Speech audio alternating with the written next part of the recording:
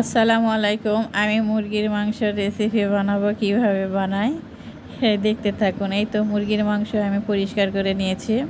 এখন কি মশলা দিব: আদা বাটা, লবণ, মরিচ গুঁড়া, হলুদ গুঁড়া, জিরা গুঁড়া, ধনিয়া গুঁড়া, রসুন, 2টা কালো এলাচ, 2টা সাদা এলাচ, 2টা দারুচিনির ফালি, 2টা তেজপাতার ফালি।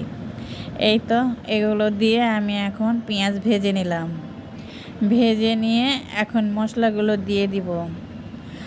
দিয়ে এখানে পেঁয়াজ বাটাও আমি দিব। পেঁয়াজ বাটা দিয়ে দিলাম। দিয়ে একটু নেড়ে চেড়ে আমি তেলের উপর উঠলে আমি এখন মাংসগুলো ছেড়ে দেব। এই তো মাংস ছেড়ে দিলাম। দিয়ে একটু শুকনো শুকনো করে কষাবো। এই তো শুকনোভাবে কষাচ্ছি। কষানো আমার হয়ে গেল, তেলের উপরে উঠে এসেছে। আমি এখানে মাংসতে এখন পানি দিয়ে কিছুক্ষণ রান্না করব। এই রান্না আমার হয়ে গেল মুরগির মাংস। এই তো, আল্লাহ হাফেজ।